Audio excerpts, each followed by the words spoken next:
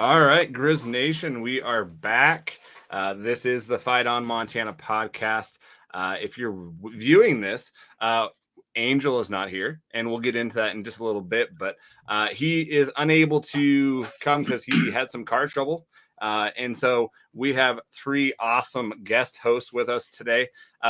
One, not Angel, I love that. Michael Kemper, a season ticket holder, ultra Grizz fan, and then also Luke Rouns. Am I saying the last name right? Yep, Rounds. That's right. See, I always, if anyone watches or listens to the podcast, I always pronounce names wrong, and it doesn't matter. Yeah, so I'm known for that. But he is a former Grizz player. Played 99 through 2000, then got into some coaching, and so we are very thankful, guys. I can't thank you guys enough for coming onto the podcast, spending a couple hours with us. Not too long, because I know you guys have lives and stuff, but thanks for coming on. My pleasure. Yeah, thanks for having us. Yeah. Exactly. No problem, guys. Well, before we get into the big stuff, we wanted to give a Grizz update just to let you guys know some things that are happening around the University of Montana. Basketball, they had their Zootown Classic this last weekend. They actually tied for the championship with two other teams going 2-1. They beat St. Thomas, they beat Merrimack, and then they lost to Troy in a weird game that I thought they were going to be pretty much till the second half. They were winning that game and then fell short. So they are actually currently playing on ESPN Plus against MSU Northern as we speak. Hopefully they win that one. And then they'll be on Sunday at Air Force, at the Air Force Academy. So good luck to them. Shout out to them. And if you are not having ESPN Plus, totally go check it out. It's great. I know I've loved it. I still had to pay for it, but it's not on Pluto. But it's a little bit higher quality of a broadcast. So yeah, I've got ESPN Plus and love it. I watch volleyball games, basketball, the football, and if you miss it, you can watch replay. Which exactly. Knowing I have two kids, and the brawl game was so hard watching because they were like up, and I'm like, oh, I'm gonna watch a live game, and it was probably like it was really hard for me not like to. All right, we're done. Yeah. Even because it was a horrible game as well, but it is always nice to be going back in to watch any game that you want, and then all the Big Sky as well. So if you want to scout on people too, so yeah. Women's basketball, they had a really cool thing. I don't know if any of you guys know this. They had a like kid day where on I think it was. Oh, wait a minute. It wasn't a kid. It was a kid day because was it? Yeah, the 82. No, that wasn't the kid. I don't know if that was the kid day. No, I think it was. It says 2 p.m. I think you're right. It said that was at 2 p.m. But that's a Sunday though. Oh, yeah, that's a Sunday. Yeah, that's a Sunday. So but they did have a game. The one before this, they had a kid day where like they blew the team out by like 30 points. This was on Sunday when they played. They beat North Dakota 82-77. And they have a Thanksgiving tournament that they're going down in LA, playing Wichita State and the University of California. I do not believe those are on ESPN Plus. But yeah, the Lady Grizz are awesome and fun to watch. If you haven't watched them, definitely go check them out. It's going to be a fun year with them. Volleyball, man, it is that time of the year where they are finishing up their season. They are in the Big Sky Conference tournament. They're playing the 4 seed. We got the 5 seed in Sacramento State, and they are playing actually tomorrow at 1 p.m.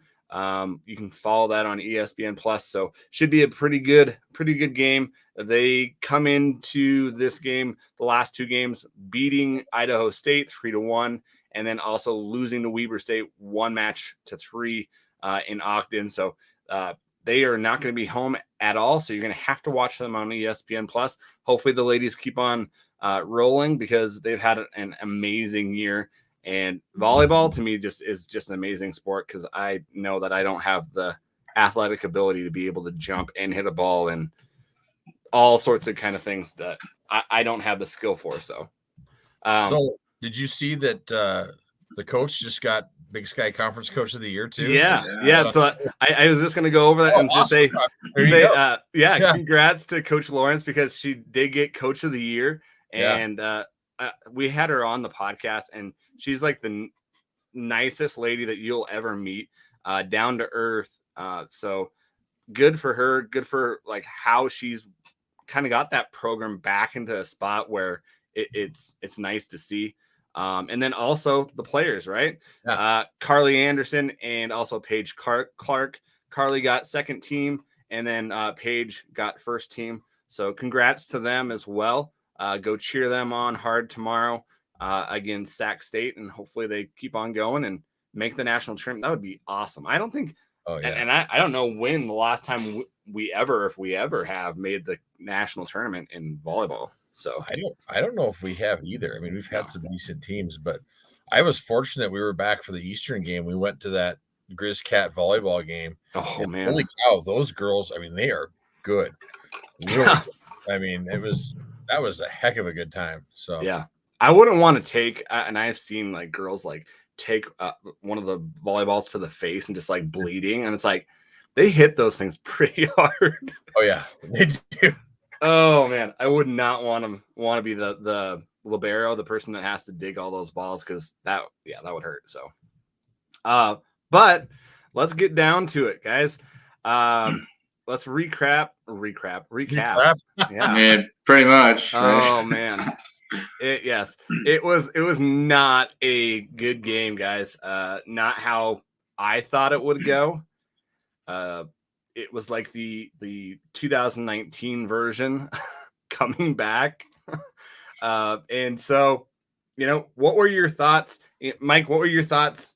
First of all, what you thought going into it, maybe what you thought halfway through, and did you finish? Did you stop watching? Yeah. So, I guess going into it, I thought it, like you were saying, I thought it was going to be a lot closer than it was. I thought defensively would have been able to do some things, and then offensively, being able to move the ball a little bit, just knowing that their defense hasn't been as great this season. I guess I came out of it more confused than anything. Like I guess I have one glaring question. Maybe Luke, you know, being on the defensive side of the ball, maybe you can answer this a little bit. But my biggest question is like, what could our defense have done? It just seemed like to me we were just getting torched on the ends. Like it just looked like we weren't fast enough in some sense. But also, I mean, it was 5-8 yards. They were upfield before we could even touch them. Like they were just on blocks, and we could not just get off blocks. Again, that's just from a fan perspective. But I'm just like, what could we have done on defense? I mean, to make it like if we meet again in the playoffs, like where's our hope? Like what could we do defensively? Because they were just kind of running at will. I mean, what they threw 9 passes the entire game. They didn't have to pass. They could do whatever they wanted. So, yeah, I mean, I guess I don't know, Luke. Do you know like what could we do? So I saw a few things there. One thing I noticed right away is I thought maybe we were almost too amped up. Guys were overrunning assignments, turning their hips wrong on the ends when they shouldn't be, and committing to the wrong person. What it reminded me of is back in the day when we used to have to play Cal Poly and they ran that stupid triple option. Yeah. And if you didn't stay on your assignment, or if one person didn't, it screwed the whole thing up. And as I was watching, I'd see guys just turn wrong. And it was almost like some of them were like, I felt like too amped up and just over pursuing and think, oh, that guy's got it. And then the other guy would come around the edge and stuff. And then, you know, our tackles too going down hard, and then they get pushed to the side because they're in that dang outside zone where whichever way you're going to go, they're just going to start pushing you. Yeah. And it's, I mean, as a D lineman, that's frustrating. You think you're going the right way, and then they start pushing you out. But, and then the other thing that was driving me nuts was the arm tackling. Usually through the guys, and everybody was arm tackling. I was like, did we just forget everything about tackling? it was driving me nuts. And so I live in Rapid City, South Dakota, and I run the satellite party. And we had, usually it's 70-30 Grizz fans. We had a darn wedding party show up. Oh no. All Bozeman fans that found out about it. And so we're packed with Bozeman people. And they're just, I was so pissed. Then I got even more pissed because as they kept scoring, none of them were even paying attention to the game. After like it had gotten to the 40s, they were just sitting around BSing and not even like paying attention. Like they scored, you wouldn't even know Bozeman scored. And I was just like, I was very unhappy that day. Oh man. Well, and let's give like a little breakdown. So the total yards, the neighbors 561 yards. We had 315, 439 rushing yards to our 96. And so, passing yards 219 for us. They had 122 on nine or 10 passes. That's pretty good. They were averaging 12, 13 yards a pass. Yeah. First downs weren't that glaring. I think that's like 31. That's the official on Go Grizz would be 31-23. But man, like Mike, you said, they were getting 8 yards a carry before anyone in their area would hit or try. And then also one thing that stuck out to me is we would miss the tackle, which that was glaring. But then it took a while for other people to be there. And usually when we have that first initial hit, somebody's right there, right behind us. So we got 2 or 3 guys tackling one guy at the same time. That was alarming. And just the way they did it, like, they're going to run the ball, right? And one thing that kind of like broke out to me is they didn't really do anything different. The only thing that I saw was that they had the cornerbacks kind of rush in a couple times, which did help it, but you can't always do that. But bring down the safeties. And Bobby said this, we knew they weren't going to pass. They're not that great of a passing team. We know they're not. They know they're not. Well, then why would you have safeties 20 yards or 15 yards back? If they're not going to pass it, bring those guys down so you have someone to, get off the block, because we weren't getting off blocks at all. That's what their wide receivers they're blocking the heck out of our corner. Yeah. We have I consider some of the top corners in the league, and their passing offense isn't very good.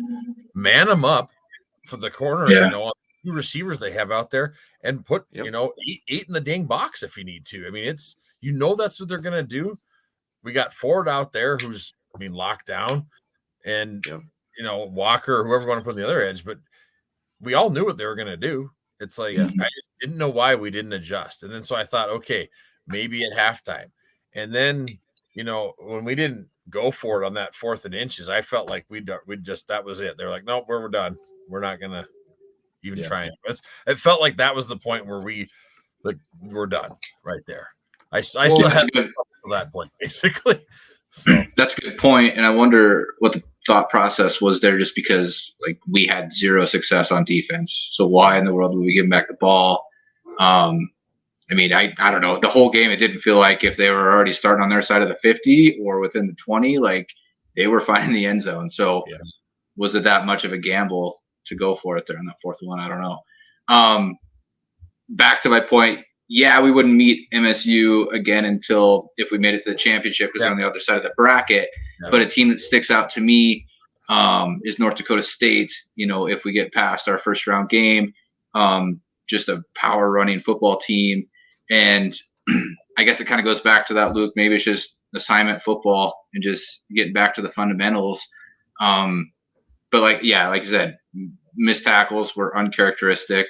Not getting off blocks was kind of a eye opener as well, kind of a shock as well. So I don't know, maybe there is a little hope there, but last year at this time, I think I was talking to you, Adam. I would have loved to play NDSU because I really liked our run defense, and I think we would have matched up really well with them.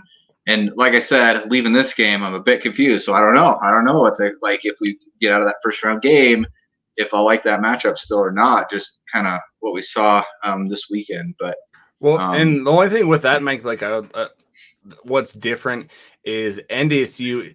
They don't run. Yeah. They don't run their quarterback as much, and Right. so with They're going more back power. to Eastern Washington, Eric Berrier, like he could have torched us last year, and he was more like driven to pass the ball, and you can kind of see that sometimes where our defense, we pursue a lot, right, and we over pursue sometimes, and sometimes it helps us, sometimes it doesn't, but that's one of our defense's struggles, is they're going to over pursue and they're going to get that pressure. So I think that NDSU, it'd be a hard matchup, but just because they don't run their quarterback, I think they have a beast of a running back, or is he a fullback or a linebacker?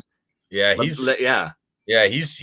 a horse. Oh my gosh. Yes. They do. However, run power, and it's like they come at you, and they love pulling their guards and tackles and stuff. Yeah. But I think our defense is more suited to that.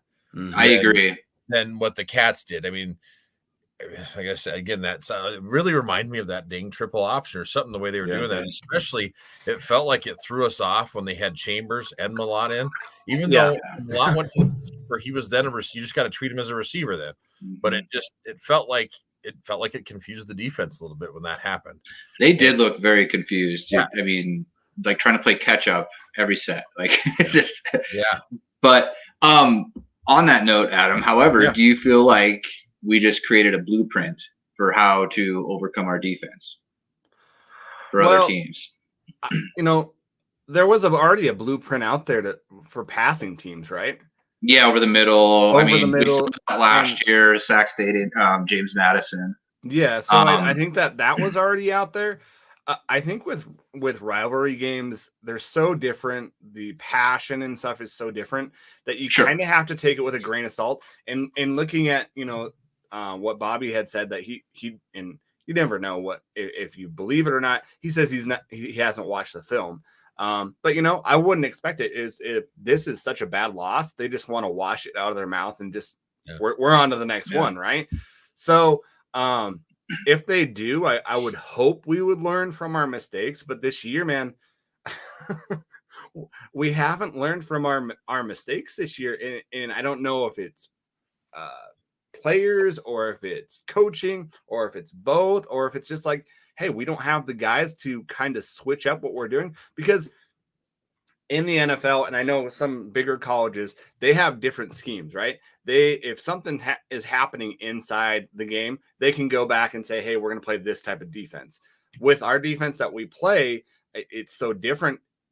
Can we play differently in that scheme? I have no clue, because I'm not that big of a knowledge on the 3-3-5.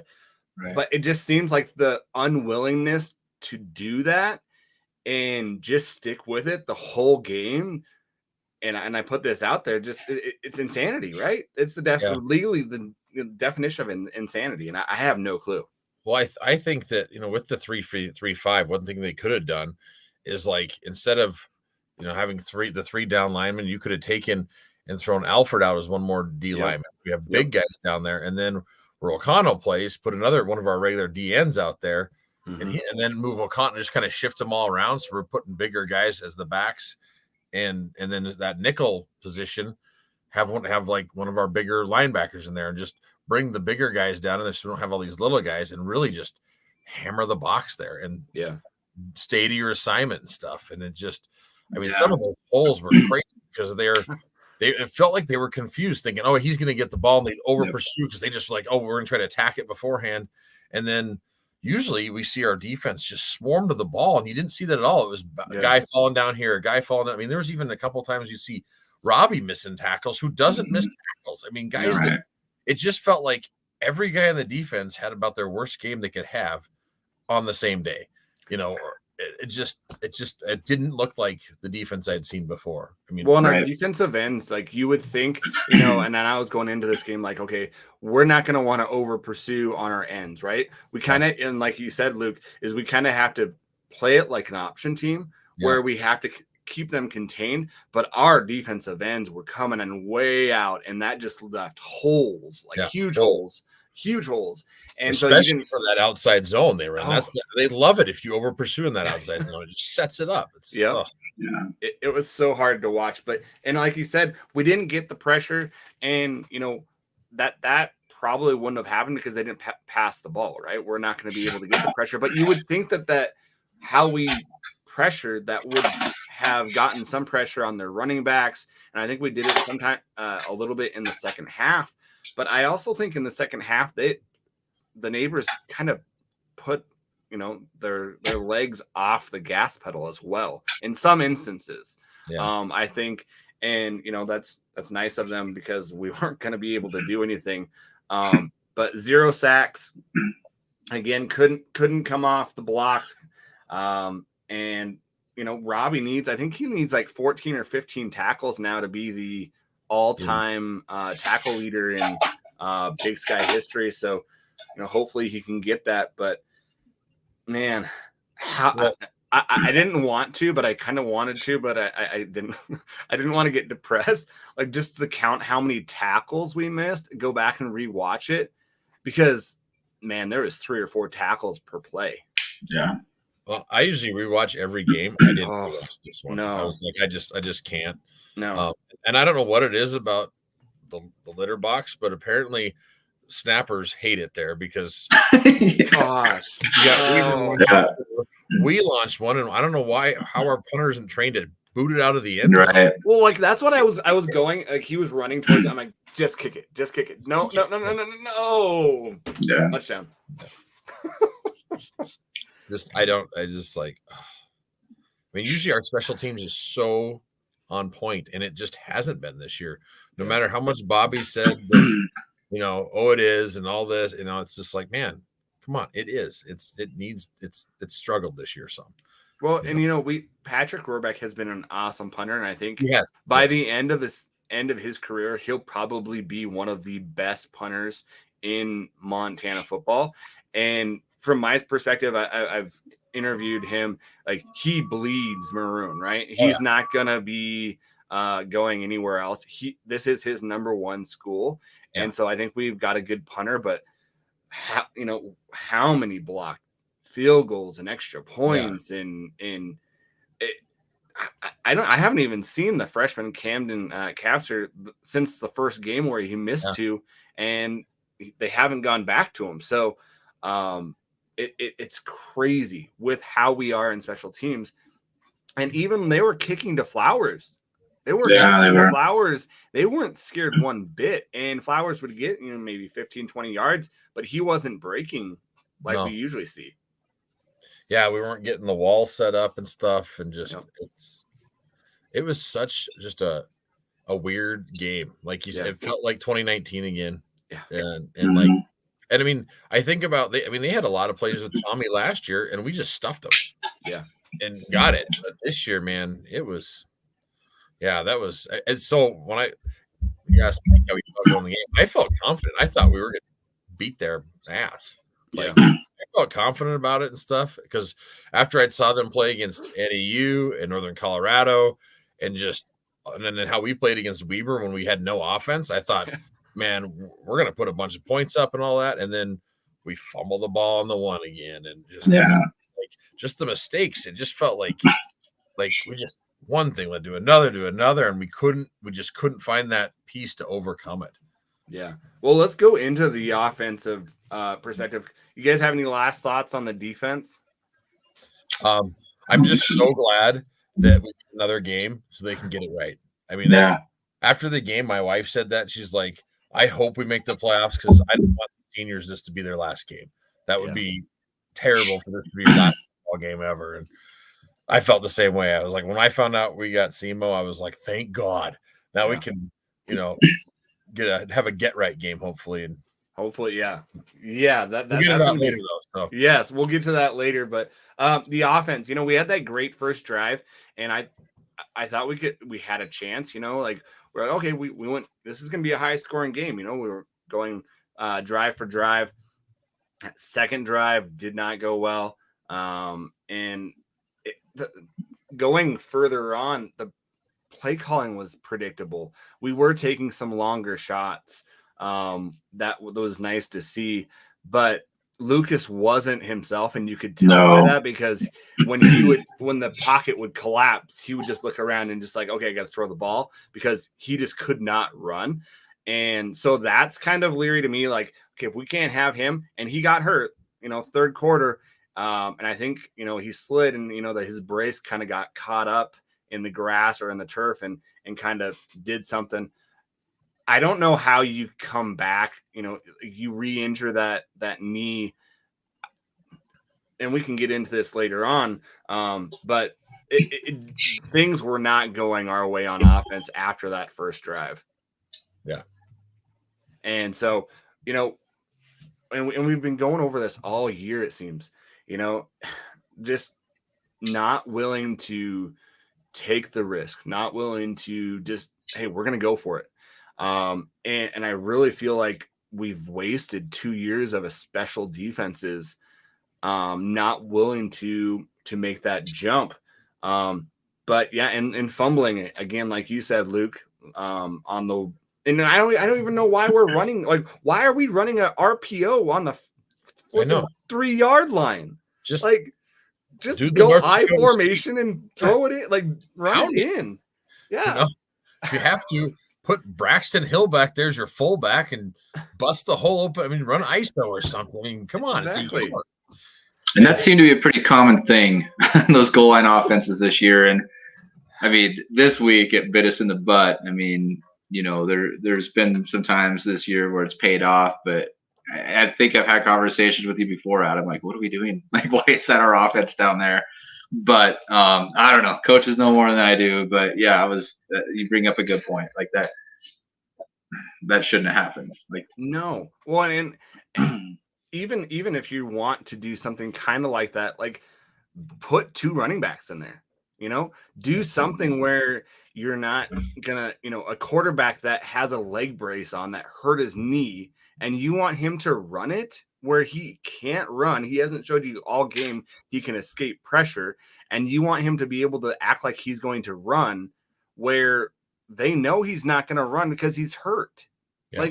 Like it doesn't make any sense. Like the logical, and I'm not by any means a coach, and maybe they can tell us more things of what's happening, but just the logistics and the just continuity and everything just does not make any sense at all. Yeah, it didn't make sense to me. And like, I still don't get, like, beginning of the year, we saw that cool formation with the 3 running backs in the back. Yep. We're doing more stuff. And it's like, sometimes I feel like they go, oh, that worked. We don't want anybody to, to see us doing that again. Let's just throw that out. It's like, man, run it till they stop it, or do something different that they haven't seen. It just felt like to me the Cats were doing stuff we hadn't seen on film and stuff, and there were things they did were different. And we came in with the same old crap we've been doing all year, or like our predictable stuff. And it's like, open it up some more. And that's part of the reason why I think Daniel Britt gives the team a little juice when he gets in there. I mean, the guy's plays with fire. He plays like he just has nothing to lose. And you can tell it's contagious on the team. You see him kind of all getting excited for it and stuff. And it's like, okay, at the goal line, if you're worried about this guy not being able to run, put Britt in. He can run it. Yeah. He can fumble it just as good too if you want, but at least he can run. It's like, come on. It feels like sometimes they're so stuck with, nope, he's the starter and he's a freshman, so we're going to do this. And it's like, come on, man. This is the rivalry game. Don't hold anything back, Well, and I know Bobby hates them, like, with a passion. And it's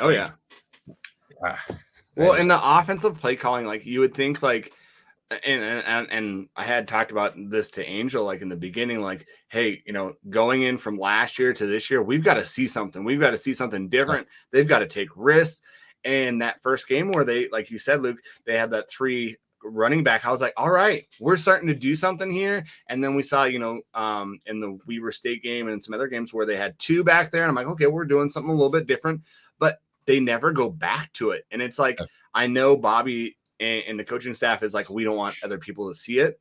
Well, you're running the RPO all the time. You bleed and you say, hey, we believe that we can do whatever we want and we're going to run the same play, same thing, same formation, because we think our guys are better and we can execute better than you, right? And so if they're willing to do that, then why don't you run it? Like, it doesn't make any sense. And I've heard Bobby say, well, everybody runs the whole the same thing, right? Everybody runs the same run pass option. Everybody.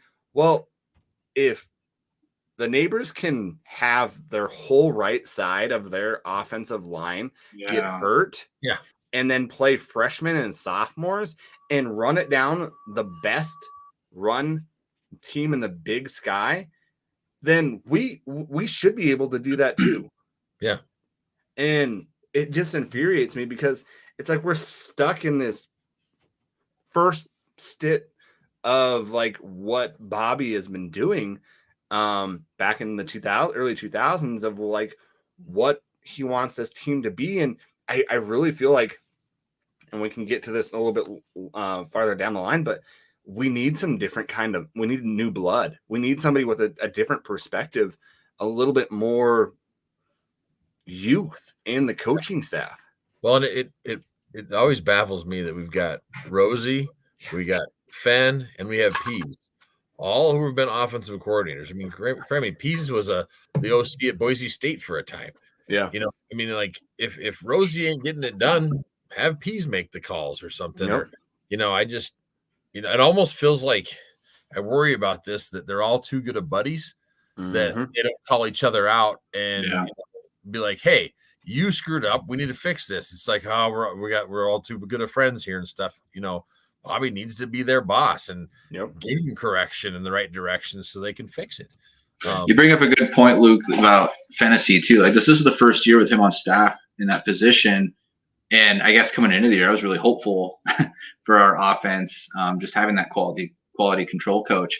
And I don't know, maybe it was unrealistic for me to expect things right away. But I don't know. What do you think? Like how long? Well, my understanding until we see the effects. That Fenn, all he does is an analysis. Like really, it's just like he does offensive analysis on the film, the opponent coming and stuff, and gives them tendencies and things like that. And like at practice, he can't even.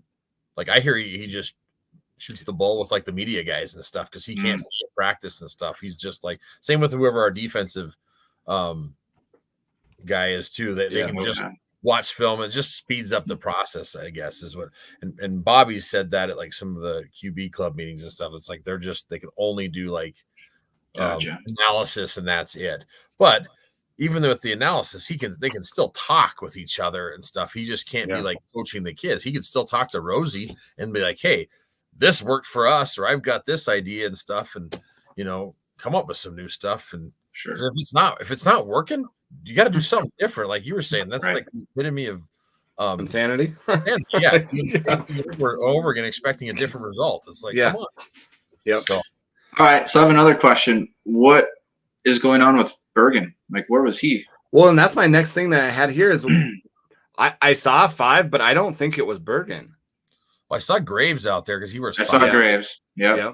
But like, I don't know because I know he's got that messed up hand, and I was like, are they worried about it, or did he mess it up more at practice? It's just, he's such a vault on any injury.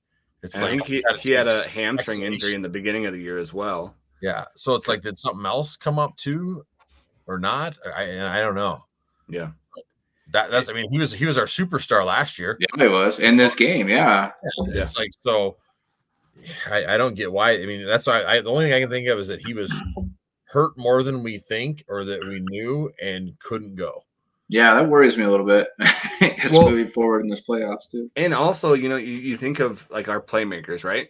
Fonts, like where has he been? Yeah. Right. Yeah. I think he had 1 catch this last game. Grossman, he finally had 2 catches, but they haven't been targeting their athletes. And that's so, another like how do you expect to get players here and recruit players? But if you have Grossman by far is one of the best athletes that we have on the team. He should be targeted at least 6 times a game, and he should be probably one of the leading receivers in the conference how good he is. He's such a mismatch, and we don't. And that's is when Britt's in, and Britt throws him the ball. It seems like. Yeah. That's another glimmer of our offense where I guess we've seen light before is, you're talking about the different sets, but also when you are getting your tight ends, specifically Grossman involved, like our offense has been moving the football. Yep. And then like you're talking about, Luke, like we just kind of go away from that for, and it's like, oh, that worked.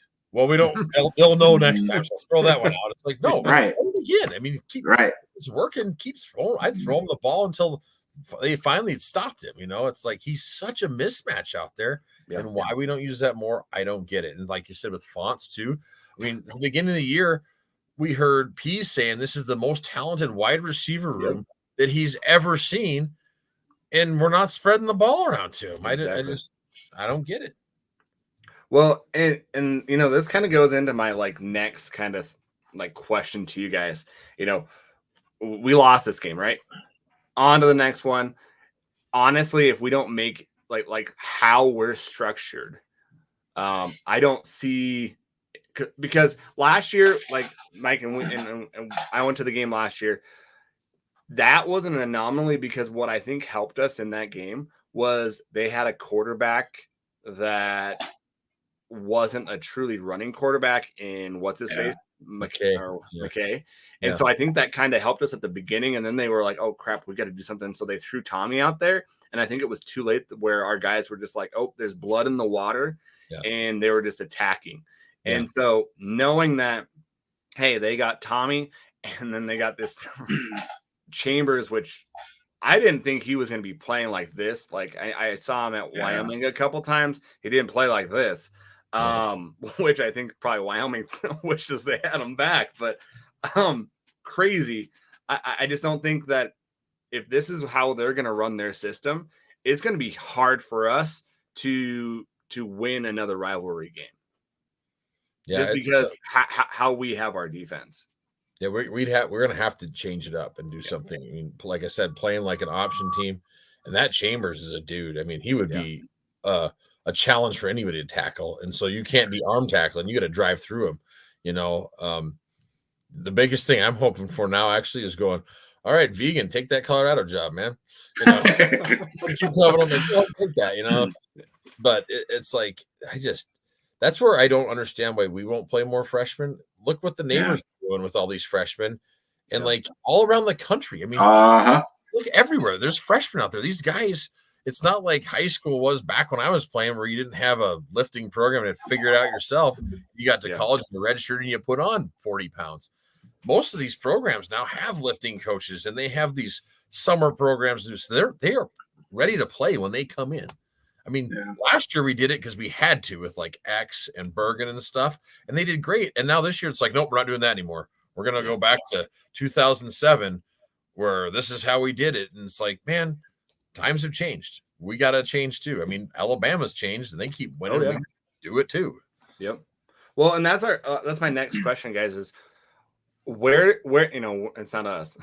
Where do we go from here? But it's not us. Like, where, as fans, we just get to sit here, right? We're couch potatoes. We have no play in what happens. But what do we need to do? Like, as a unit, what do we need to do, long term for this week? Like, so let's start with this week. What do we need to do? I truly feel like we just need to get rid of it, right? Get back some of that good juju going, where we had to, the last couple of games where Eastern Washington and Cal Poly kind of washed our mouth of it. But these aren't problems that are not going to go away. When we face good teams, they're going to come back, right? And so I wish that, we match up. I think we match up better with Sac State than we do with Weber State and Montana State, just because I think we can do some things differently. So I kind of wish we were on their side, but that's not the point. What do we need to do? What do you guys think we need to do?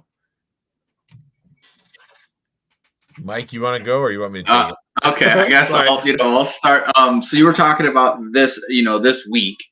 I think you got to regain some confidence a little bit too.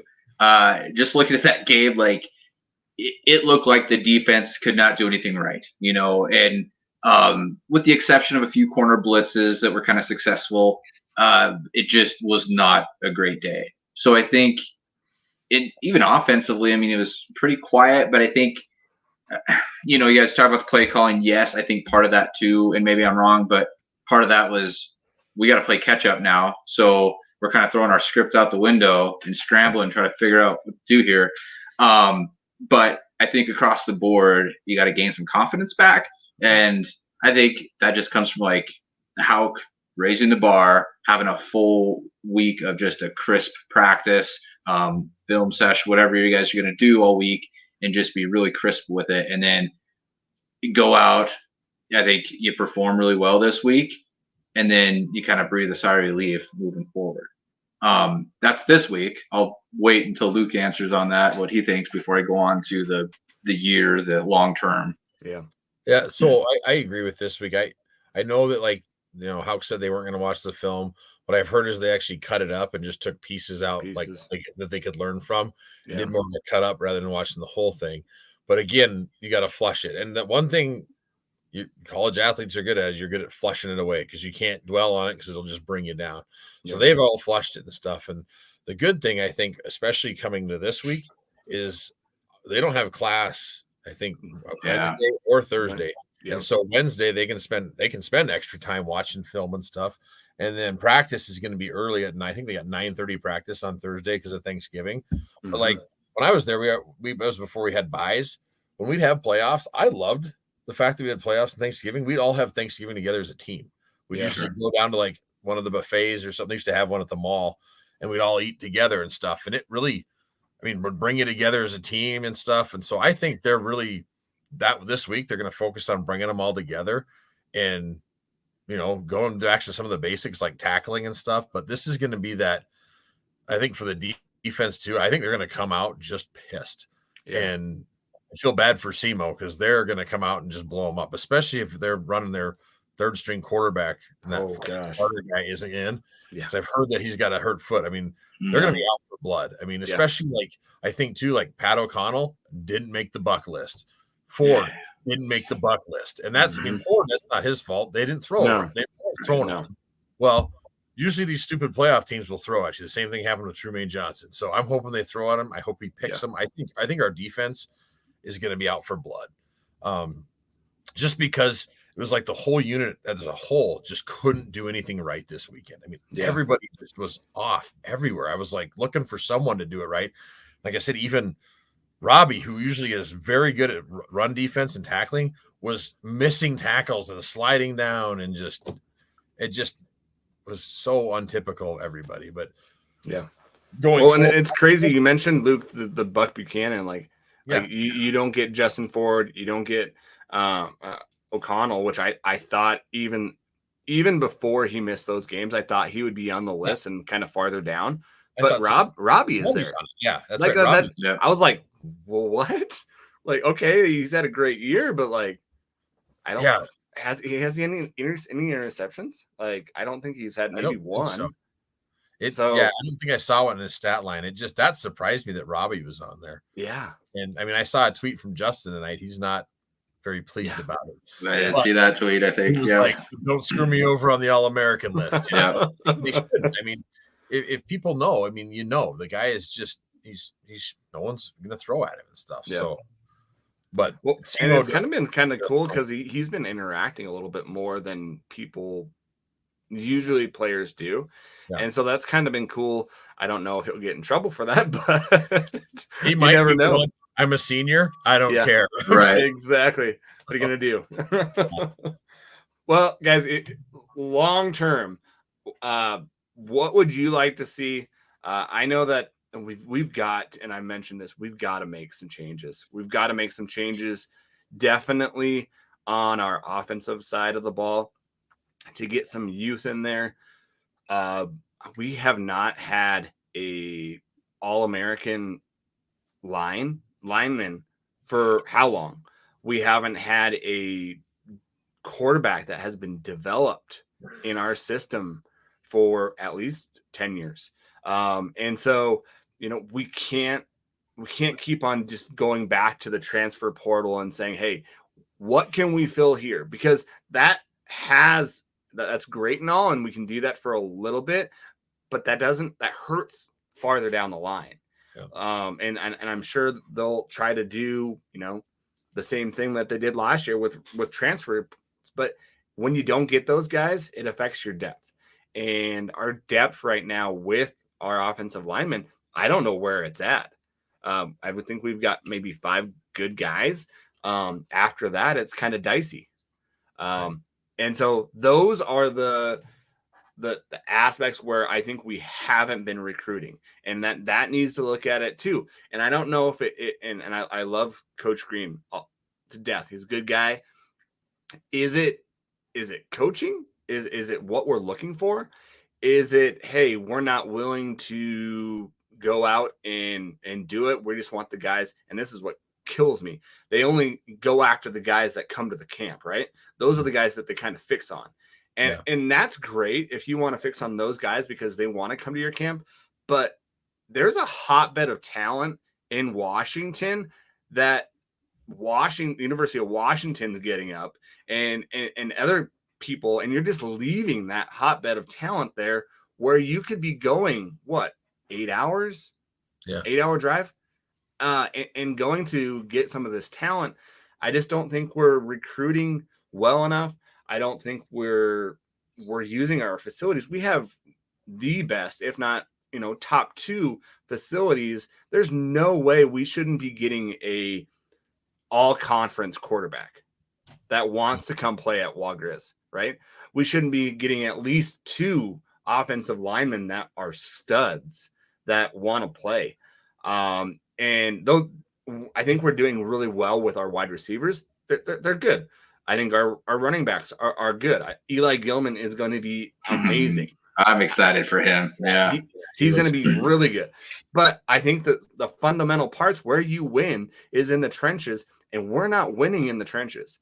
And I've said before that the offensive line has not been good. And like you've said, Luke, it's one of his buddies, right?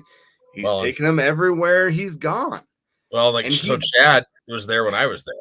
Yeah. Coach, and he was there with Stitt, and then I mean he's been there. I mean, and so I don't know if it's Chad. I mean, like when I was there, I mean at the same time with McFarland and Decker and Thatcher. I mean, these guys played in the league for a little bit. Yeah. I mean, we had these huge dudes we could get out of Montana, which we're not getting as many of these big guys anymore. So we got to go elsewhere. Yeah. And I don't know if it's. I mean, Chad's a good guy, and I think he's a good coach too. And so I don't know if it's just we're not getting the talent level that we want either. Or maybe sometimes you do need a change, get a change up there, a new breath of life in there just to get guys excited about it. But something's got to happen. I do think Casey was a big get because I think he could have went. I mean, he had a lot of Pac-12 schools looking at him and stuff. So I think that was a get, but we need more of that. We can't rely on the transfer portal. I'm glad it's helped us. Yeah. I mean, but still, it's like we should be developing these guys, and it's his 5th year. We should have developed big offensive linemen that are going to dominate.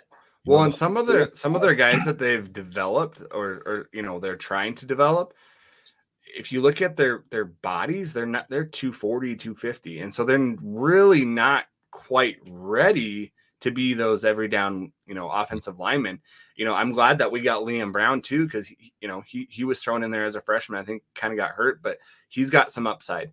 And then the guy from Huntley, Grimsrud, he's been doing really well as well. He's going to be good. Yeah, he's got that defensive attitude, I think on the offensive line, but he's just so young. I mean, we're still really young on the offensive line. But that's again that we got him for defense and we switched him to offense because we didn't have what we wanted. That's a problem too, because we seem to be doing that a lot, right?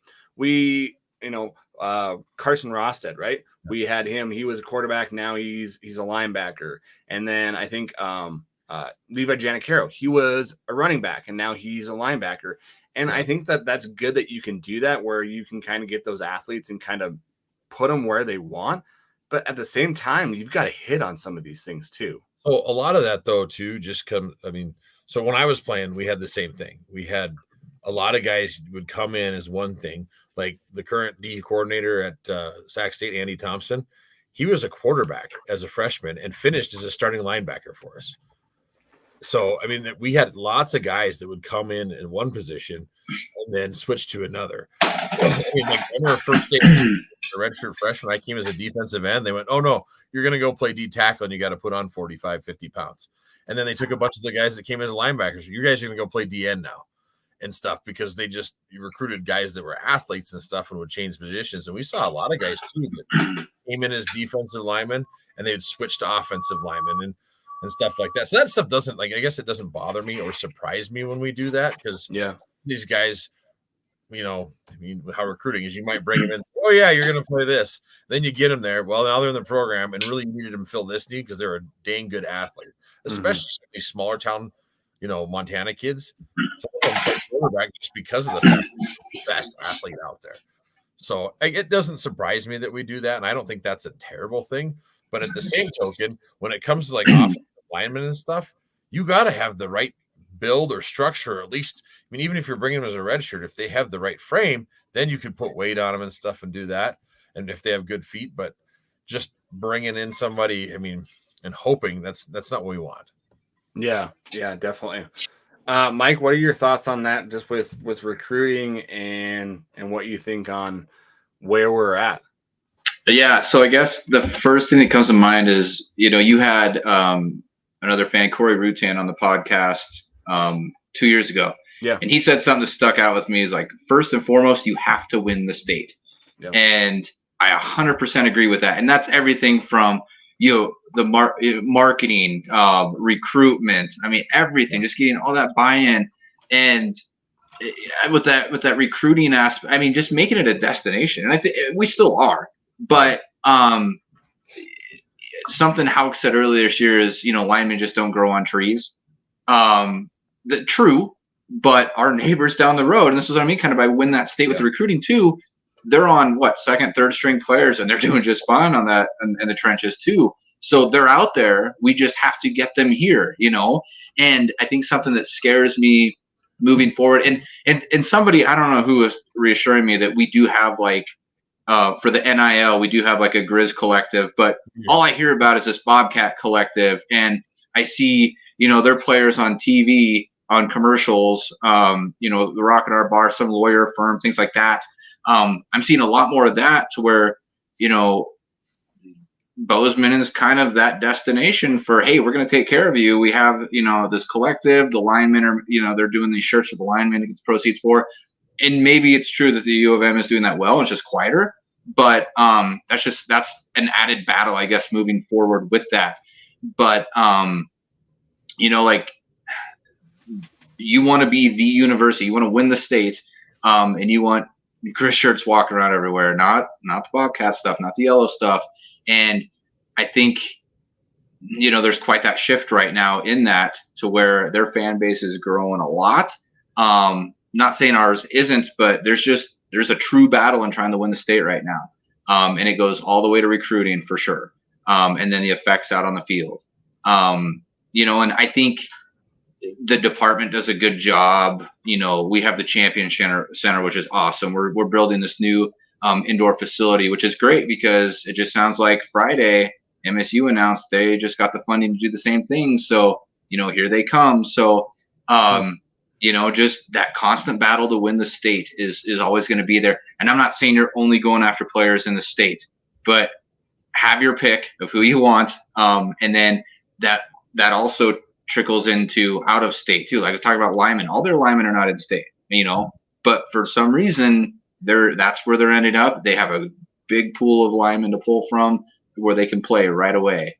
And like I said, we've kind of struggled there. As far as, you know, like coaching staff stuff, I hesitate to say anything, because that's their livelihood. They know way more than me. Yeah. But there does seem to be, like you're talking about, development. Like, yes, development of the offensive line, 100% agree. Development of quarterbacks. When have we developed quarterback? You know, it's been a while. Yeah. And then, but we have the opportunity too. Like, we'll get into it more in a moment. I am excited to see what Britt does. Like, is he the future? Like, what can he do with the full game? That'll be awesome to see. But anyway, development of players in that regard. Wide receivers, you kind of look at, and I know you and Angel debated this earlier this year, but we really didn't have that go-to guy pop out this year. And maybe that's not an issue. Maybe that's, spreading the ball out more, where, last year, Samuel Akem was the go-to guy. And I don't know that, and maybe this isn't fair for me to say again, because I guess I don't know the position that well, but it didn't seem like he was getting better as the year went on with improvement and development. Like he was pretty, flatlined, I guess, as far as his skills, and maybe sometimes dropped off. He wasn't going after balls all the time and things like that. But phenomenal player. Like he's pursuing, professional football right now, and he's a phenomenal player for sure. But were our coaches really developing him like we could have? I don't know, but that's a position that kind of stuck out to me as well. The play calling, offensive coordinator, is that a position that we kind of look at changing too? I see a lot of comments, on social media about we need to fire him, fire this person, fire that person, and there's a lot of firehawks out there right now, and I'm kind of a believer of, well, instead of just blowing up a complete program right now, what if you change a couple positions and see what happens?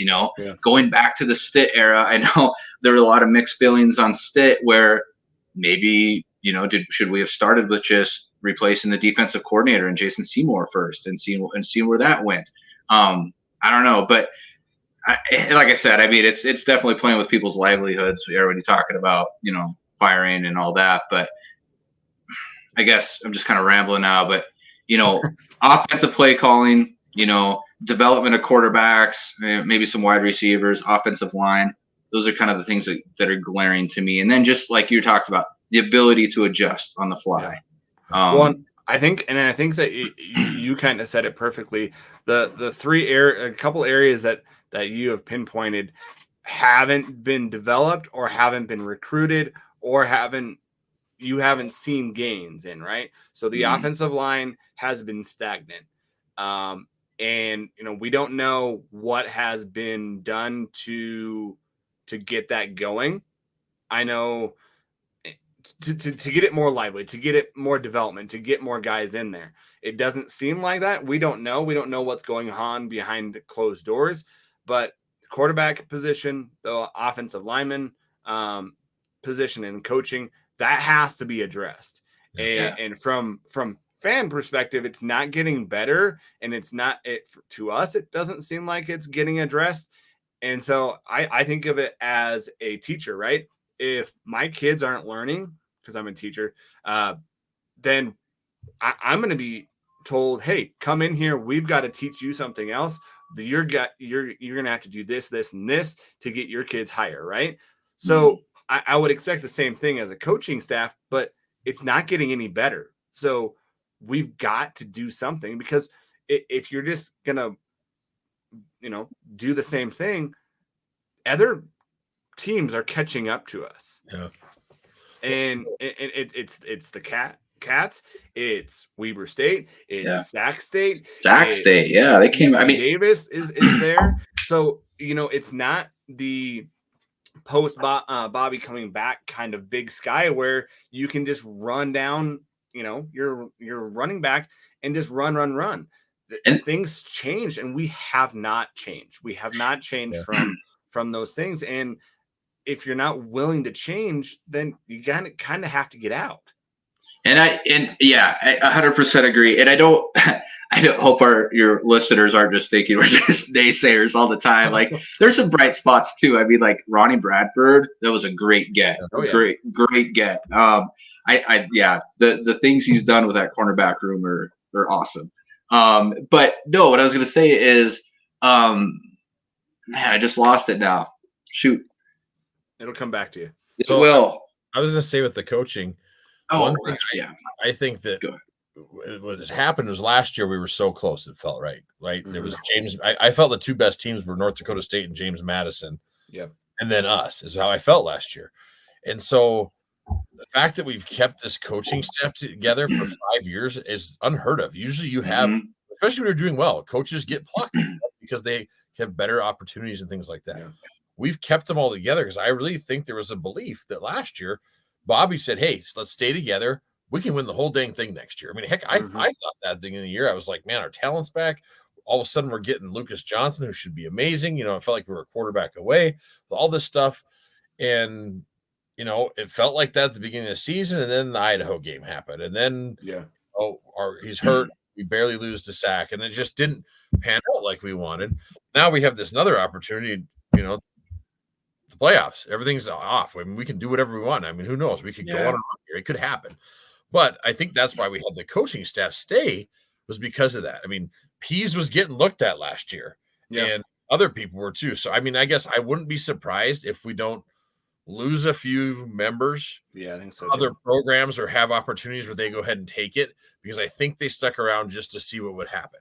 So that very well could happen, is that we might have some shifts like that and stuff. And who knows, maybe that's why they have Fenn as an analyst right now, because they might know, like, hey, Pease is going to take this job here. We know he's going to go and he's going to be a head coach next year or whatever it may be. But I think that's part of it is there, because I do think, I mean, the minds we have in that room are awesome. I think as far as development on the defensive side, it's like linebacker you right now. I mean, we are developing guys. I mean, look at Janicaro. Where the heck did that guy come from? He's been playing out of his mind this year. And I think we're developing guys real well on that defensive side. I mean, Governor is unbelievable. That's why I was so baffled by this last game. It's like, where's Gubbs that I'm used to that's just blowing people up and taking on 3 or 4 people? Yeah.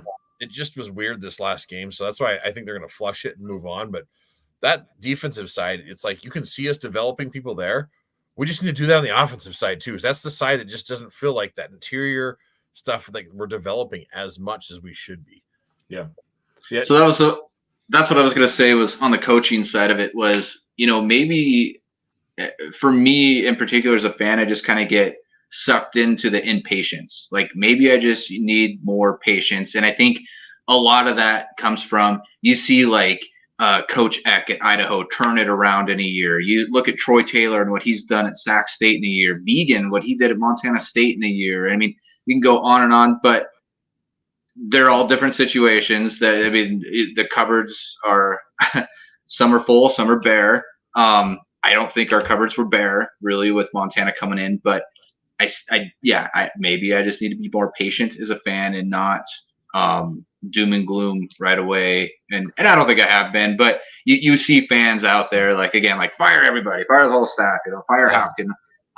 So I don't know, maybe there just needs to be a little bit more patience, but I do see the urgency too when you like mention these players, like with all this talent, you know, Governor. I mean, we don't have them forever, so it's like, you know, Ford's done after this year, and I mean, so I think that's some of the urgency as well from people. But I guess like you said, Mike, like you brought up Coach Eck, like, amazing. I don't even know how he's not on the ballot for Coach of the Year. So I tweeted that out today too. I saw. Oh my gosh, I saw that. I was just like, that's ridiculous that he's not on there. They got Troy Taylor on there. Who? How is he? I mean, he did it again. He's doing the same thing. I always look at that as like, look what you've done to improve the program. I mean, Troy Taylor's keeping it up there and relevant. Yeah. And then who was the other one from ours? It was Vegan. Brent Vegan was the other one. And I was like, okay, great, they have a great record, but what Eck did is crazy. Yeah. And I think at Idaho they had the talent. I mean, they have the talent. Yes, guys, they had the talent. It's just that everybody had mailed it in. They were not on with Petrino. So Eck comes in and he's a fiery guy and stuff, and he got the fire going in and got them playing with their hair on fire. And I commend him for it. And that's just I thought that was a big miss by the FCS not putting Eck in there. I mean, he, out of anybody in this conference, took Idaho the year before was a damn dumpster fire to a playoff team. It's like, well, that's what I was going to mention, Mike, that the cupboards weren't bare with Idaho, and they have a lot of resources too.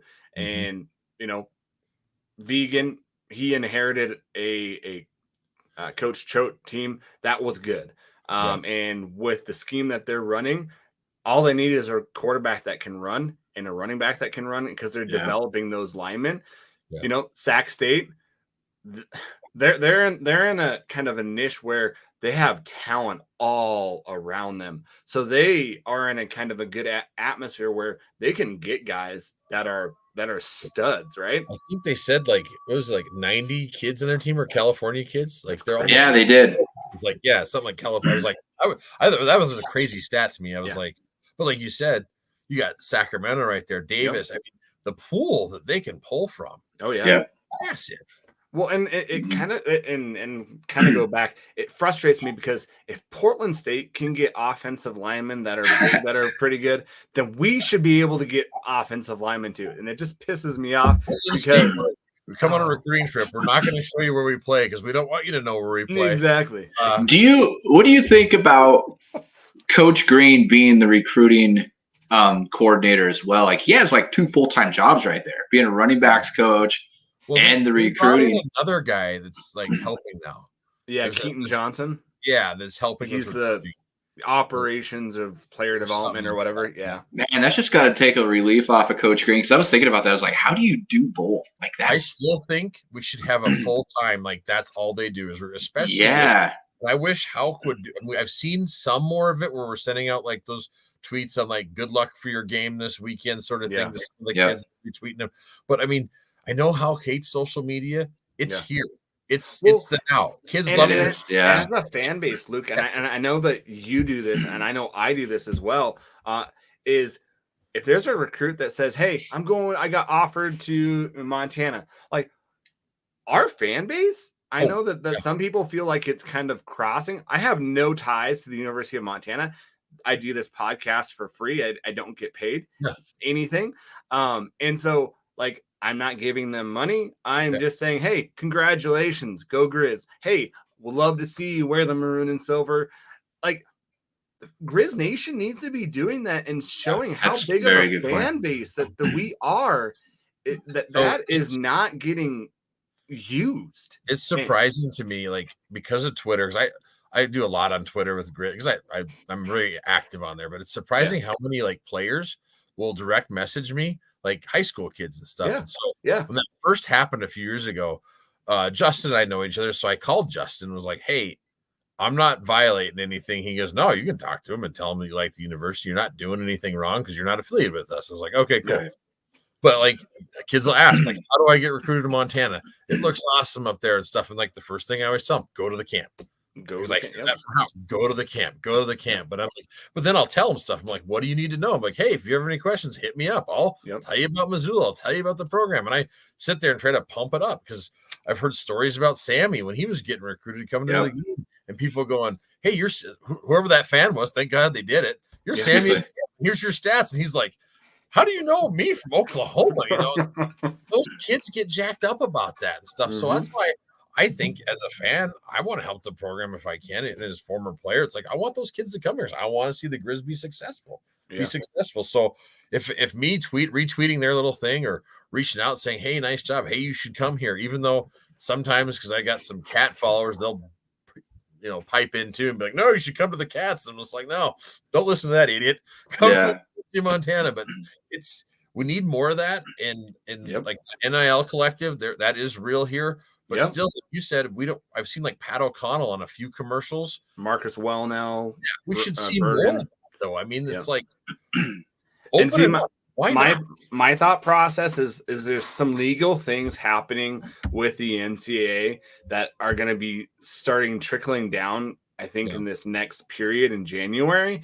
And I don't speak for the university, but I think that Montana is kind of ultra conservative in not wanting to do something that gets them in trouble. Yeah. And so they're kind of extra cautious of, hey, let's kind of see where this goes. So then we can kind of, because like we haven't really, we've seen a couple things on the NIL collective. The Bobcat collective is huge and is out there and is in your face. Yeah. Ours isn't. And so I think that we're kind of watching and kind of learning before we full go. And I think a lot of that has to do with coaching too, as what do you want your players, putting out there too. And so our guys really aren't really active in social media. I know that I've had a couple Bobcat players reach out to our Twitter. and kind of say some things. So I know that they're active in it. So Yeah. I think it kind of has to go with coaching philosophy as well. And so I don't know what that's going to look like. Hopefully here after football dies down, we can get somebody on from the Grizz collective and kind of ask some questions. Cause I know I've got a lot of questions, and I know that fans out there do too.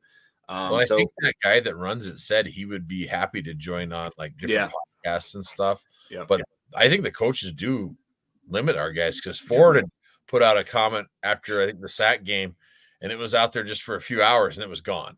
Yep. Like he deleted it. So and there's been other times I've seen players say stuff and it's like, then it's gone.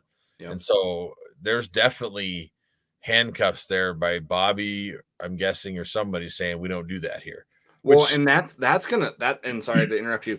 Like, there's two things that's gonna hurt. That's gonna hurt recruiting, right? So that's gonna hurt getting players here because they want to be able to be themselves, right? They want to be able to come where they can be themselves, and they want to be able to get their brand out there, right? It's all about branding yourself so you can get money. Also, the fact that we don't really look for our playmakers on our offensive side of the ball. And this is like, I'm scared because I'm like, oh man, in the off season, how many guys are going to be like, I can go find, and I don't, that's the thing is players have to do what's best for them. Yeah. Especially if they want to go to the league, they have to make sure that they're finding a place where it fits them. And so if there's other players that are going to leave after this year or thinking about it, it's happening to North Dakota State, by a handful.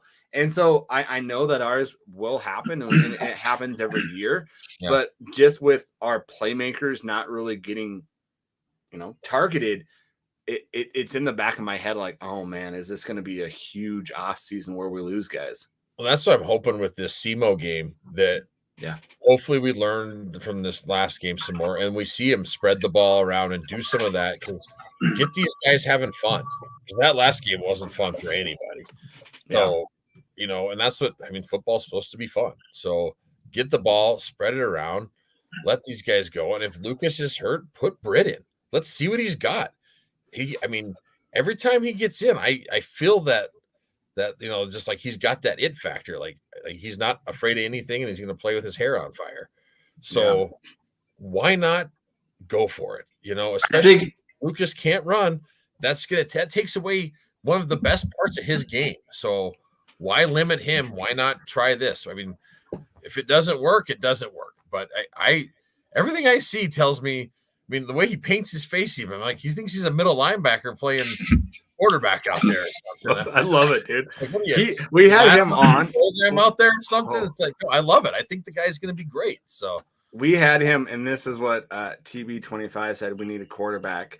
So thanks for responding. I've got a couple of people responding on here, so I'll try to get your guys' input on here as well. But we had him on the podcast, and if you guys want to hear an awesome interview, go check it out. His story is amazing, how he fractured his orbital bone and came back. And he's just a gunslinger where he doesn't care. He kind of reminds me of, and I know this is kind of old and it kind of shows my age, but Doug Flutie, where he was like all over the place. Yeah. Like that's what he kind of reminds me of is like a new age Doug Flutie, where he's like, I don't care how it looks. And he's kind of like that kid playing football in the backyard, right? Where you're just like, we don't have any rules, man. We're just going to roll out. We're going to throw it. Yeah. I'm going to get 10 yards. I'm going to do whatever we need to get to the end zone. Like, and that kind of like charisma is infectious, right? Well, it's so contagious. So contagious. And so it spreads to the fan base too, because I know there's a lot of people that are pro Brit, and I'm scared. And I've said it on the last podcast too, as well, is the coaching staff has not done a good enough job, where I feel bad for Chris Brown because he's a good guy and he has some tools that I think that he could be a good guy, a good quarterback. But I don't think the coaching staff has put him in a position where he's going to be successful.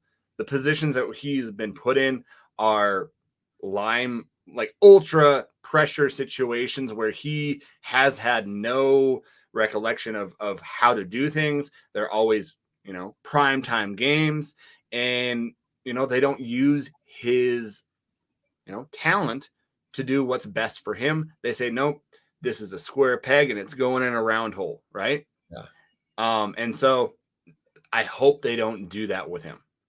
Yeah. I hope not either. They play to his talents, So, yeah. And so this fan, did Chris Brown transfer or Britt just jump the depth chart?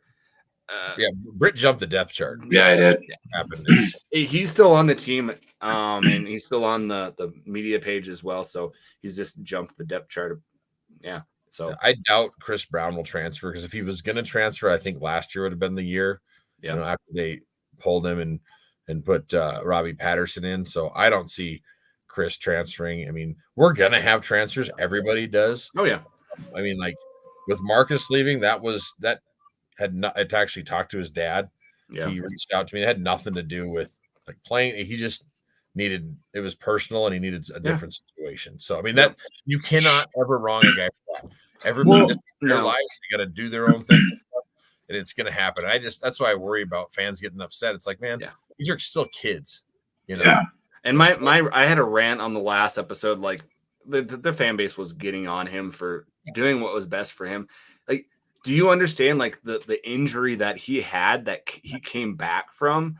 Like, it doesn't make any sense. Like, you can't in this day and age. Like it reminds me of baseball, where like the Yankees and the Boston Red Sox, right?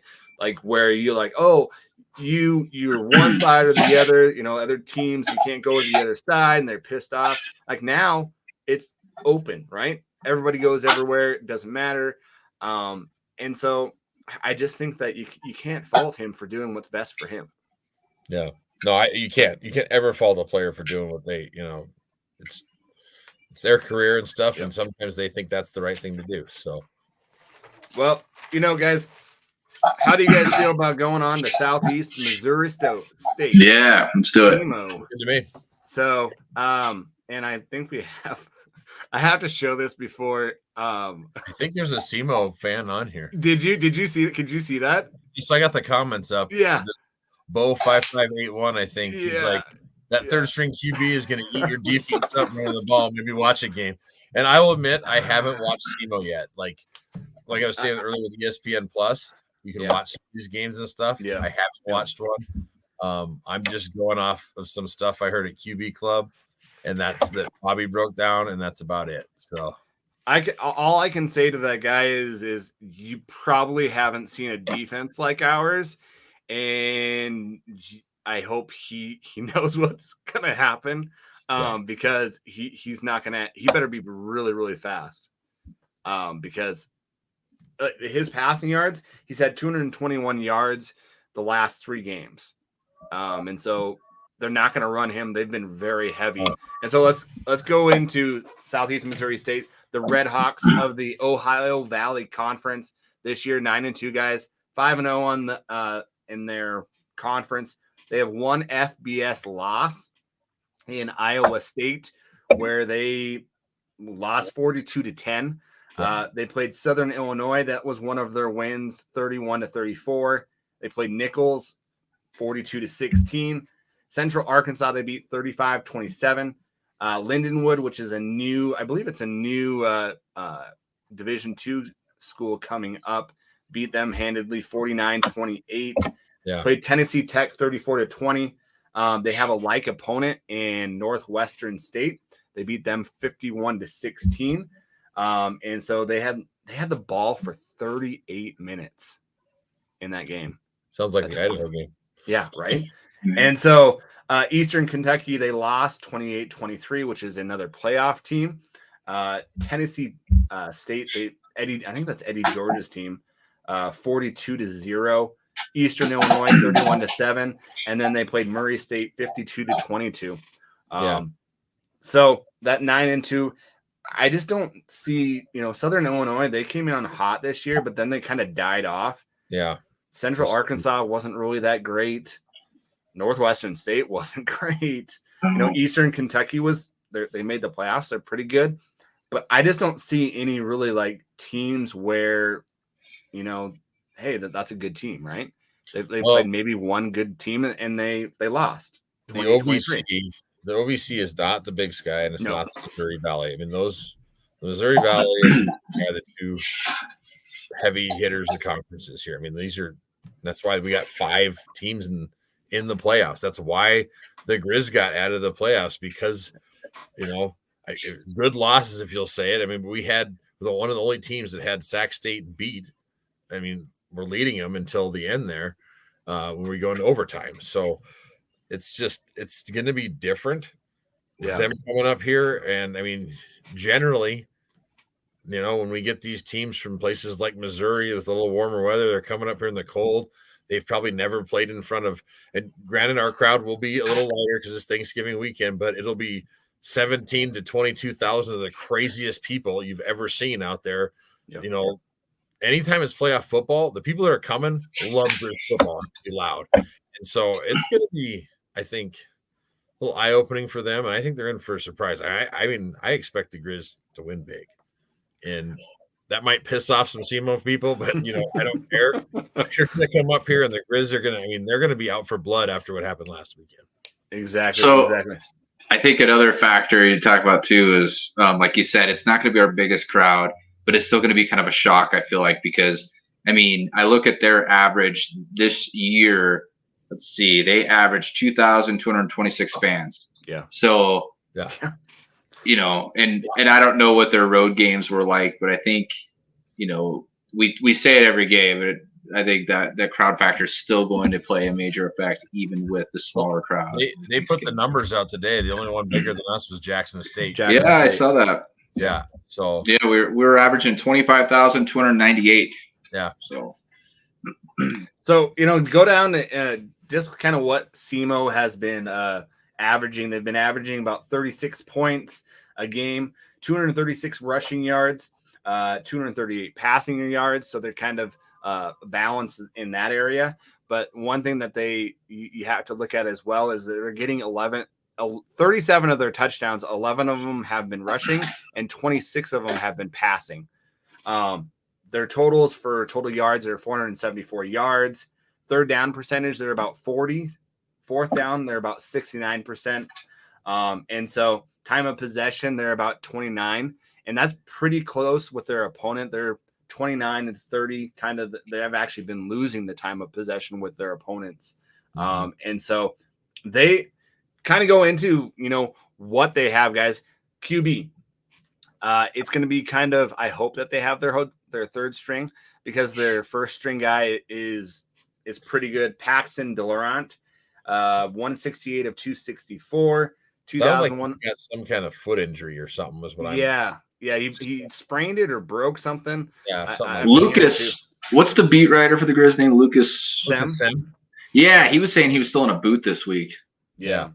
So 2,100 yards, 17 touchdowns, 4 interceptions. But he can also run. He's had 51 attempts for 225 yards and 2 touchdowns. Their guy that has been taking some of the snaps is Patrick. I'm going to say his name wrong. Haytert, 21 of 36, 221 yards, 0 touchdowns, 1 interception, and he's throwing 58%. With him, they've really relied heavily on their running back, which is a beast, Geno Hess. Yeah, the workhorse, 186 attempts, 1,400 yards plus, 7 yards a carry. He's had 19 touchdowns, and those are 19 rushing touchdowns. He's also had 2 passing touchdowns as well. He's averaging 145 yards a game. So he's also had 90 yards of receiving as well. What's really interesting is they have some guys on the wide receiver side that are big guys, 6'2", 6'4". Right. Ryan Flournoy, 48 receptions, 755 yards. And then Johnny King, 60 receptions for 706, which a lot of that's kind of glaring, because it's like, wow, they're going to pass, right? Well, no, the last 3 games they really haven't passed because of their quarterback. And so it's going to be kind of interesting. We already know what they're going to do. If they don't have their quarterback, they're going to run the ball, which doesn't scare me because it's not their quarterback, right? It's going to be their running back. And so it's going to be more like, I feel like if anything like the Sac State game where they're handing off their big back and stuff and going, and we did a dang good job of stopping Scabo, I thought. So I think that we could stop him and stuff. Is why he's still going to be a horse, and if we're arm tackling, we won't stop him. So we're going to square up and tackle like we know how to tackle and gang and swarm to the ball. And if we do that, we shouldn't have an issue. And those big receivers, I think the thing there is why they don't hit them so much is I don't think they're as fast. And if they're tall and big guys, they don't think they have the speed to break away, especially our corners. Yeah. I don't see them breaking away from Ford. Go ahead and try to throw at him. I hope they do. Yeah, I do too. And I think they'll still have a pick if they do. Do you think that's the theme in practice this week after last week, and then their stud running back is just run defense, run defense, run defense? So on QB Club, we're not supposed to talk about what happens in QB Club. We're not supposed to talk about Fight Club. He says that, but I think he'd be okay with this. He said that we work on tackling all the time. We're going to work on more tackling this week. And they were going to emphasize breaking down, the whole back to the basics. Yeah. Always back to the basics. It reminds me like when we would first come back to double days, the first thing we'd ever work on is how do you get back into a stance? And it's like all of us have played football our whole lives. It's nope, we're going to figure out how to get into your stance again, boys. And so I think they're going to do a lot of that, getting back to the basics, breaking down, no arm tackling. And I think this is going to be a big, get right game for us on defense, especially. I think that we're going to be favored by a lot, right? We're going to be favored coming into it by Ron Lowney said that we're favored by 14 right now. Yeah, according to one of the sports lines or something. Yeah, and I think that might increase just with the weather kind of changing, and also just with what we have and coming off of the week that we did too as well. But and I'm kind of the pessimistic. Like, if we don't, like, what is going to happen, right? So I hope that we come back from this game, because the fallout of losing one of these games, because what reminds me of these games where we're coming off is like Coastal Carolina, right? Which is not fair, because Coastal Carolina had, like, if you go back into that coach, he was like a legitimate like millionaire, where he had like they came in with like warming benches and stuff like that. So it wasn't it was a sleeping giant over there, which they're doing amazing in the FBS as well. So but it just kind of worries me, these nothing teams that come in here. Hopefully we're taking them seriously, and hopefully we can kind of get right. Yeah, I don't think this will be a Coastal Carolina at all. I think this is going to be more like Sela, is my feeling. And I still can't believe Idaho's going to Sela. I know. I heard they didn't know how to do the bidding process right or something. I was like, what? Oh, but man. Anyway, what happened to what happened to regionalization there? But exactly.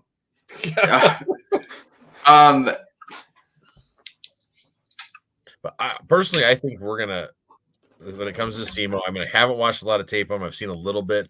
I just think the defense that we have, I don't think they've seen a defense like that. No. Same with their defense. I don't think they've seen if our offense can click, like I know we can, they probably haven't seen one like that either. So, well, and their defense, if you look at their defense, they're still allowing 365 total yards a game. They're a little bit more stingier on the rush defense, but if we want to be a really good team, like, we're not, our playmakers are not in the running back, right? No. Osmo's a great running back, but he's not a playmaker, right? He and you can kind of battle me on that of, oh, well, look at the last couple. Yeah, but we've been playing crappy run teams, right? Yeah. A lot of these games that our running backs have had when they've broken out are not against good rushing defenses. And if you really want to be a playmaker, you do it against the good teams. And so our playmakers on the passing, if we want to do that, we run with Britt, we run with Lucas Johnson, we get those yards, we throw it out to the outside to our running backs. But we really need to be focusing on getting our playmakers involved, and that goes to the wide receivers and the tight end. Yeah, area. Like you get into my point. He's saying this is the best wide receiver who's ever had. Use it. Let's do it. Exactly. Get Flowers the ball in space. Yeah. Get Fonts the ball some more. I mean, get 5 guys out of there, right? Get Bergen the ball some more. I Yep. mean, that catch he made against Idaho, I mean, that was on Sports Center over and over again. That was crazy. Yeah. I mean, you don't do that sort of thing. These guys are talented. Let's use them. Well, and some of the like the closer end zone ones where we've been in the end zone, I don't get why you don't get and they haven't had the experience, but get Nick Williams in there, 6'4", get Ryan Simpson in there, 6'6", and just throw the damn ball up, right? Just go jump for it. Like what's the worst that can happen? It goes on the end out of the end zone. We were doing that against Eastern a couple times with Simpson. Yeah. We tried to do that little jump ball and stuff. Yep. So it'd be nice to see more of that. Exactly. Just to go into their special teams, their punters, they're averaging about 39 yards a game on their punt. Their kicker is pretty good. He's averaging about 58 yards. Their field goal kicker is pretty good. He's hitting about 71%. He's 15 of 21. His long is 54 yards. So he's 2 of 3 from 50 plus. So if it's a close game, they've got the edge in the field goal kicking. But has he ever kicked in the cold? Well, right. There you go. That's totally different. Way different. Yeah, exactly. Yeah. And in Southeast Missouri, I know they get cold, but it's not going to be a cold like this. And so theirs is that wet cold. Yeah, the humid. So their kick returns, they've kind of had guys go in and out. That Ryan Flournoy has had 2 for 26 yards each. Dalen McDonald does most of their kick returns, 13 for 285. He's averaging about 21 kick return average. And then he's also their punt returner, and he's averaging about 8 for their punt.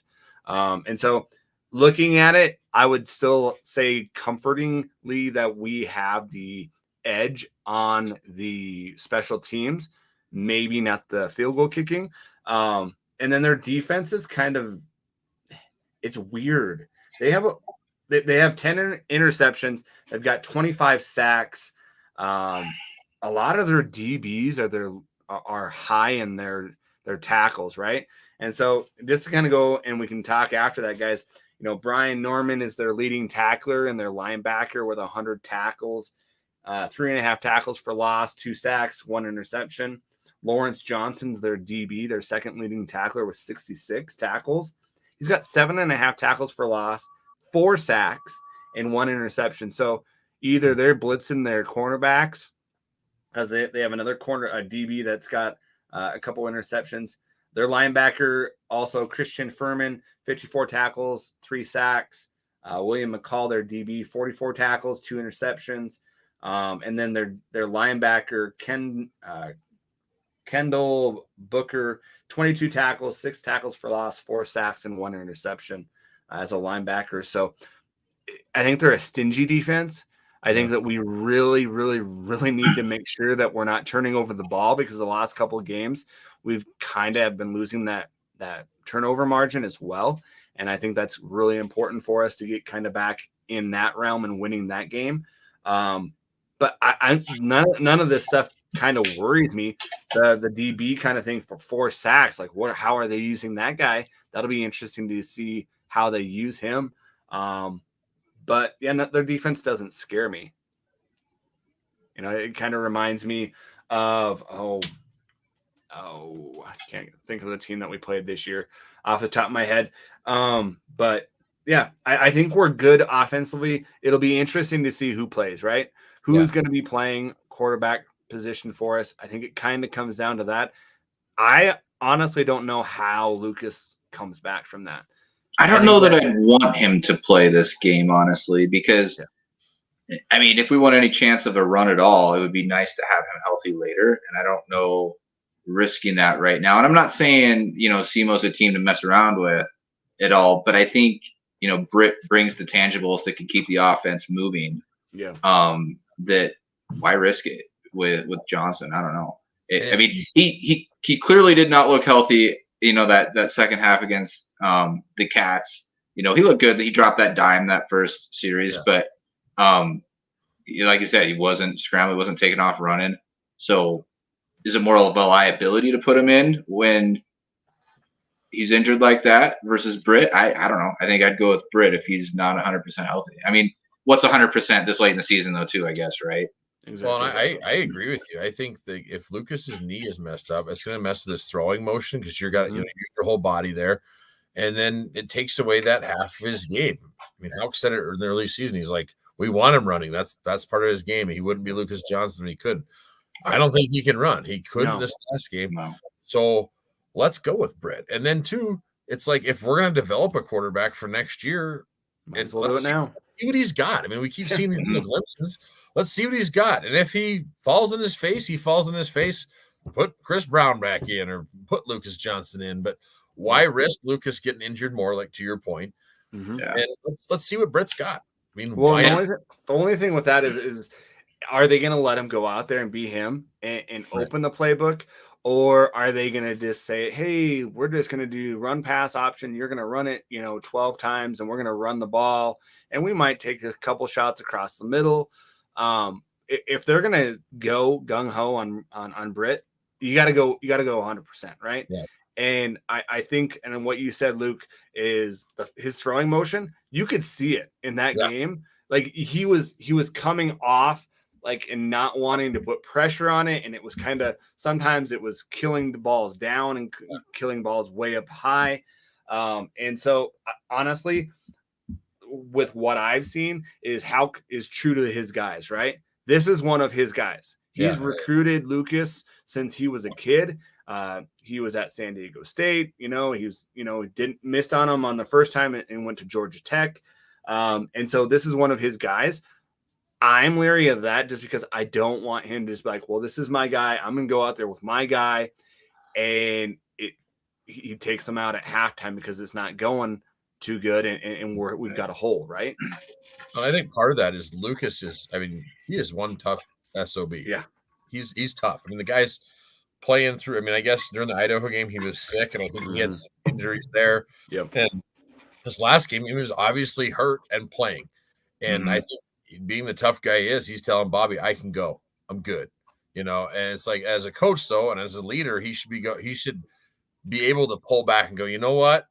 Not right now. We need you healthier and maybe we just need to hold you out because you don't have to be that tough guy in here. We've got Britt here that can do this or whoever it may be. So I'm hoping that they look at that because according to Bobby, everybody's healthy. We'll see if that, that's like whenever the 2 deep comes out, I'm like, don't ever trust the 2 deep. It's full of deception and lies.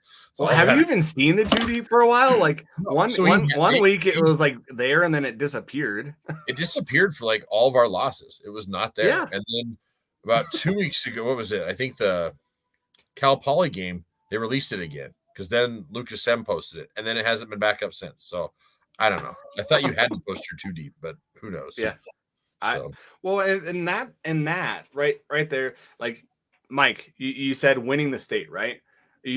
That pisses me off because as a person that's doing a podcast, I'm not trying to get fame. I'm not going to get fame. I'm not going to get money doing this. I do this because I love the Grizz. I love Grizz sports, and I want to, I love talking sports, right? And so, and I want them to be great. I want to be that fan that says, oh yeah, we won the national championship, right? Or I was there, or, mine. And I was there with Mike, man, right? 2009 Appalachian State game. App State, the best game I've ever been to. One of the most amazing times I've had. And so you live those times and you kind of just live those. But as fans and as people that I'm not a part of the media. By no means is this podcast a professional podcast that's gonna get picked up by whoever. But I'm not out to get you. I'm not here to pin you against. Oh, I gotcha. Any of those gotcha questions, right? But we have to make sure that the program is being highlighted, right? Yeah. It's out there for people. In the coaches' press conferences, I think they're comical. I love watching them just because I just want to see who. I would love to see their expressions. They should have a camera on the other side that gets their expression, because that would be great. Where you could be like two sides, where person gets on the question I and then agree. you see Hauk, that would be so priceless. Like you get so much fan interaction with that. Oh, sometimes I get uncomfortable watching him. Like, I'm just, like poor Rainey sometimes. I mean, he will get I know. Rainey, and I'm just like, you can tell he's like, well, yeah. Last year it was Frank Gagola that's getting the brunt of it, and then you just didn't know if you were getting Lucas is going to take that role too, because I think the last one Lucas got it too.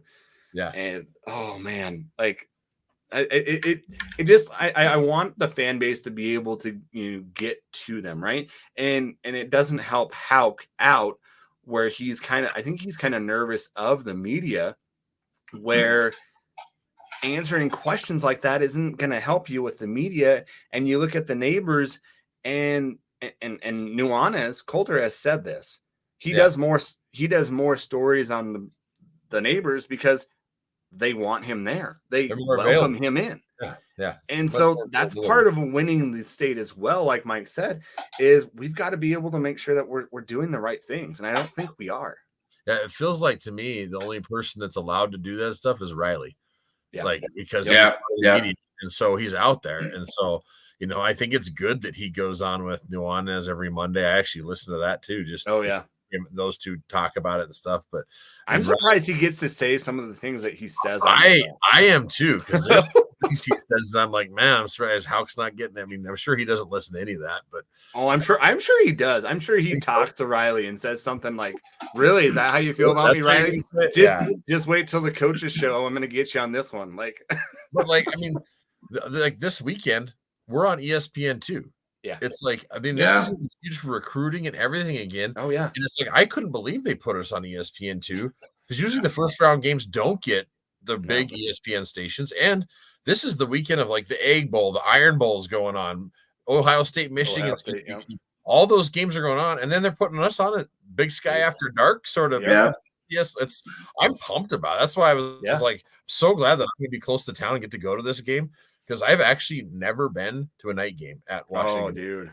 When I was playing, we didn't have night games. There was no lights, and we just didn't have them then. It was all day games. And so it's like, man, I'm pumped about going to a night game. And the fact that it's going to be on ESPN2. I mean, this is huge for our program. Bobby said something where he's like, this game is going to be on every bar in America at night. Yeah. Because it's the late game. It's the game that's going to be on. So it's huge for us. So, I mean, we should be promoting the heck out of it.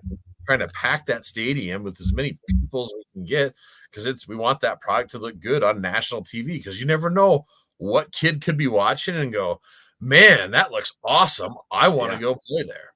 Exactly. Well, and that just goes to it, is that do we need to, and it would be interesting to talk to Riley and see what he knows, and offhand probably just to say, okay, so who has that control, right? Is it Hauk? Is it the department? Is it because and I've had run-ins with the department, and it literally is hard. It is hard as a non-media person to get. There's a lot of rules. There's a lot of this, and so I don't know. They're shooting themselves in the foot a little bit with that area, which I think that they could do better in. And so I don't know. I don't think that gets changed, though. I really don't. I think some other things will change. I don't think that will change. I don't think it will either, because of the way Bobby feels about media and all. I mean, I think it stems. I mean, he's the head coach. He's the leader. I think it stems from there. And that's why I'm glad that there are, podcasts like this that they're like therapy sessions for me, especially. Yeah. You get to listen to them and just kind of, I mean, there's times when you and Angel are talking and I'm like, it's exactly what I was saying. I'm driving across South Dakota, North Dakota, and just, yelling back at my podcast going, that's exactly what I'm saying, So I think it's helpful for everybody in the fan base to have things like this, just because the U's not putting out a bunch of stuff. I mean, like, the only one is the one that Riley does, and he barely gets a little bit out of Bobby, and he's the one guy that can pull stuff out of him. Well, and when they were in their losing streak too, he didn't have that on. No, like it was dead too for like a month. Yeah, the was it the Grizz den or the inside the den or whatever? The den, there was nothing all of a sudden. I was like, huh. Yeah. Do you think that kind of goes into winning the state too, though? Like just the limited amount of content fans have to be excited to listen to look. I think it does. I think it totally goes because kids these days, it's not the old, where there was no social media. Now that everything's out there, you can go on Twitter and see all that stuff. So it's important. I think it's something that we need to accept and do more of because all of our competition is. I mean, look at Coach Eck. Some of the crap he was doing out there. I mean, that guy is out there. He's challenging their fans to go sit behind the opponent's team and yell at them and stuff. He goes within reason. It's like, you'd never see Bobby's doing something like that ever. No. Well, in this summer, like I was like, wow. And I think I've told some friends too. I was like, oh man, Idaho's coming back. Like their coach is out there. He's constantly on Twitter. Him and his wife are on there. Hey, we're on the road again, going to this recruit, blah, blah, blah. Yeah. And so like that has a lot of pull. They're getting that excitement going. Yeah. I was excited as a non-Vandal fan. I was like, man, this guy, he's going to get this program going. And so that kind of makes me apprehensive too, is you see all these programs and we're kind of going back. I'm sorry, I've not really structured the podcast very well. We're jumping all over the place, but I think it's like the therapy, as you said. Yeah, right. You see all these teams kind of getting up a little bit higher and catching up. And I think some of the teams have caught up with the Grizz. Sac State, and I'm going to piss off some Sac State fans. I don't think they're to the Montana yet just because they haven't won a playoff game. Well, their facilities are crap too. Their facilities are crap and they haven't won a playoff game. They are legitimately always out in the first round of the playoffs. The neighbors, they're great. They beat us. And I have to live with that because I work with Cat fans at work and I had to see it because I live in Sheridan, Wyoming, and there's lots of Cat fans and there's actual kids that go up there that play up there for them from Sheridan. And so I don't live it down all year. Yeah. And so it's just, and this also just to have game day go there. How are your guys' thoughts on that? Because I'm still pissed that they got game day. So I was pissed at first because like last year there was a bunch of us that were making memes and pushing it out to them. And I mean, we had those kids that put game day up on the M. Yeah. I mean, I remember when that came out, I think we were down in northern Colorado and that happened and stuff. I mean, it felt like they coattailed us, is how I felt. But at the same time, I was pissed at first. And then I was like, you know what? It's going to, show the Grizz too. And I actually, after watching it, feel like they did a really good job. Like they did. I mean, the only thing that was a big flop was Nick Faldo. I mean, it's like, that wasn't Montana State, picking that either. It was just like, are you kidding me, Nick Faldo? I mean, they had Flint Rasmussen right there. Yeah. Why not? I mean, and I think it's because unless you're a PBR fan or Montana, you probably don't know who Flint Rasmussen is, but have Jan Stenerud or somebody. I mean, it's just like. Well, did you hear him on the broadcast where they interviewed him? He's like, yeah, my wife and moved here last summer. And I'm like, oh my God, are you kidding me? But he'd been to one other game, Cat game. That was it. It's like, this is the guy? Really? Yeah. I mean, it's Nick Faldo, but still, it's like, if you're highlighting the state of Montana, they should have brought Brent Musburger in, dude. Like, that would have been good. That would have been awesome. But even though he is a Grizz fan, I think more than a Cat fan, but still, Brent is a professional. Oh yeah, he would have been really good for it and stuff. Yeah. Oh, and he just the professionalism he has, but also just like he's huge, right? Like I love if you hear his voice, like he's that economy voice, right? His voice, you hear a game and you're like, oh, yep. So, Mike, I know you didn't get to say how you felt about game day, and then we'll kind of go into your guys' keys of the game. And then we'll give, if you guys want to give predictions, you can. If you don't, that's fine too. Yeah, no, Luke pretty much took the words out of my mouth. I agree. Like at first I was kind of upset, but you know what it is. And I mean, if it was going to be a 55-21 showing, then maybe I'm okay that it didn't come to Missoula to taint that. But I think MSU did a fantastic job putting that on. They really did. I think their viewership was pretty high. I saw some numbers out today too. the viewership was awesome. So a lot of the country got to see not only what MSU is about, what the Grizz are about, they got to see the FCS in general, not just the Big Sky. So I think it was good all around, to be honest. And like I said, I mean, MSU did a great job putting it on. I agree. The only miss I felt like was Faldo, Sir Nick Faldo. Yeah. I think there are a lot of options out there. So who knows? Maybe next time wherever they go, and they can get somebody better on if there's ever another future Montana school to host, or even FCS for that matter to host. They can kind of redeem themselves with a guest picker. But no, the only other thing I was going to say too, and I meant to say this earlier, but did you guys see the end of game interview with Tommy Millott? Yes. Yeah. Man, it's hard not to like that guy. I quoted that tweet just because that kid's got class. I mean, he's got class. I mean, yeah, he can play. He's got class. He's so like a very mature player. I mean, just listening to him right there after the game, he could have said a lot of things there, but man, he's awesome. He's a really cool kid. So he's a good kid. He gets the rivalry. Mm-hmm. He gets. He does. After I watched that, I went, "Yep, there's the next governor of Montana." Great.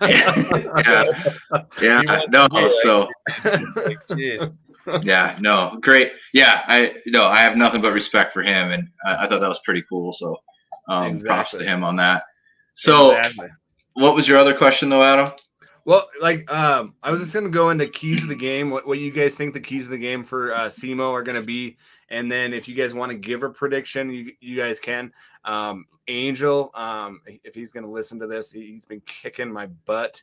I have not won one this year, and 6-0. We've tied a couple. It has been ugly. So I do give him like a 6-pack. So what do you? Yeah, I was gonna say, what do you have to do if you lose? If I lose? Yeah, like him? What? Yeah, do you guys have a bet on the line or something? No, we just bet. Okay. You guys should really next year. You should think about this, but you should make some just absurd bet to where if he loses, he has to float the Clark Fork in a bikini with no sunscreen and just have that tan line on him or something.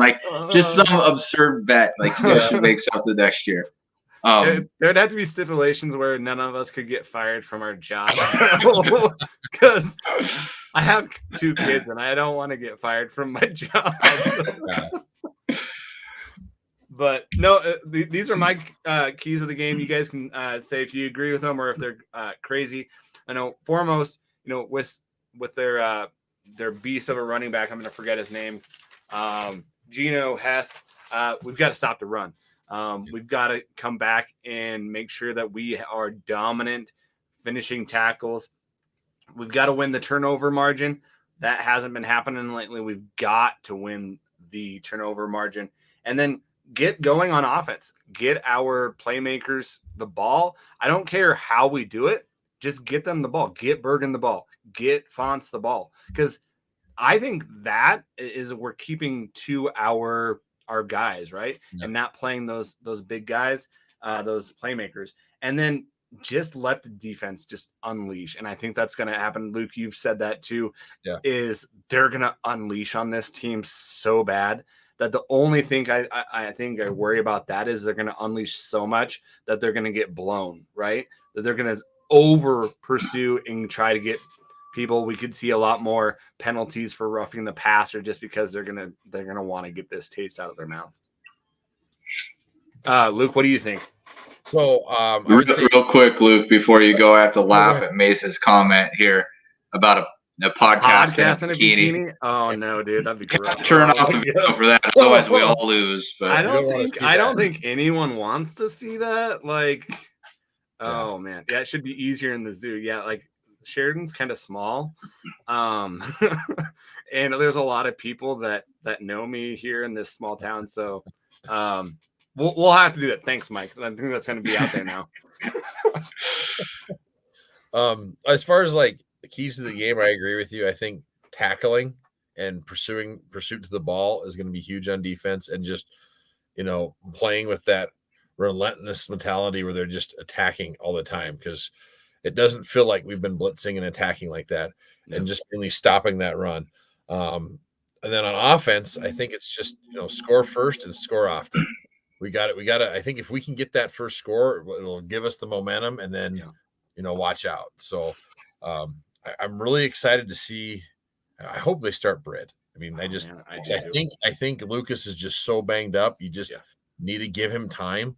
So I'm excited to see what the offense can do. And I hope we, like you said, spread the ball around and just light it up a little bit. And just if Lucas probably isn't listening, but there is life after football, right? And I don't want him, like, you injure your knee bad enough, man, like it stays with you. And I have a bad knee, not to the point where, Angel has some issues with playing football, and he'll tell you the first thing is, it sucks. Right. That was the reason the doctor said when I had to stop and start coaching was because they're like, we're not going to let you play. And I was like, why not? And they're like, are you going to play in the NFL? I said, no, I'm not going to play in the NFL. You kidding? And they're like, okay, then do you want to walk later in life? I'm like, yeah.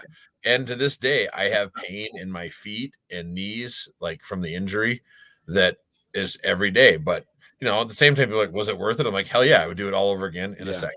Yep. But you do have that residual pain. So there's a point where it's like, especially Lucas, he's right at the end here. It's like, you don't want to push it over that edge and stuff so that you're having to deal with an injury for your whole life. Yeah, definitely.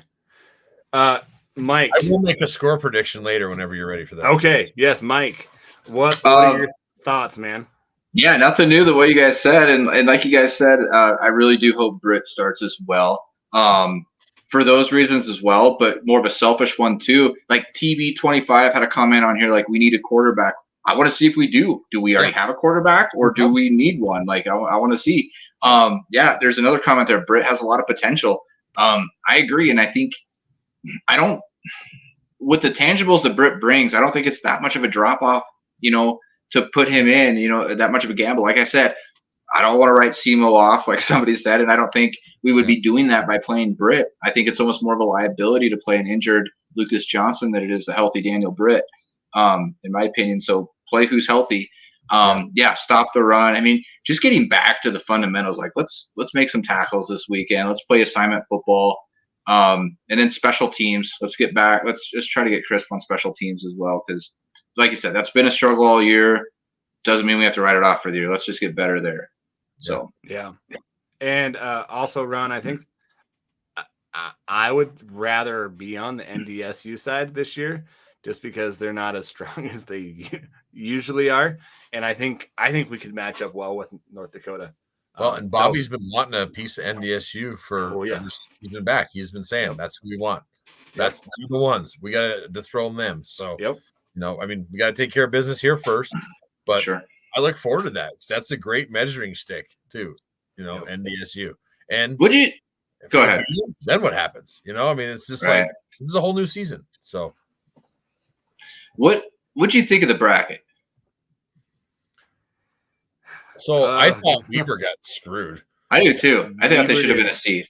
Yeah, I look at some of those other seeds, and I'm like, are you kidding me? And the Cats. I mean, I hate the Cats. I cannot stand the Cats. But at the same time, they got screwed too. They should have been. They did.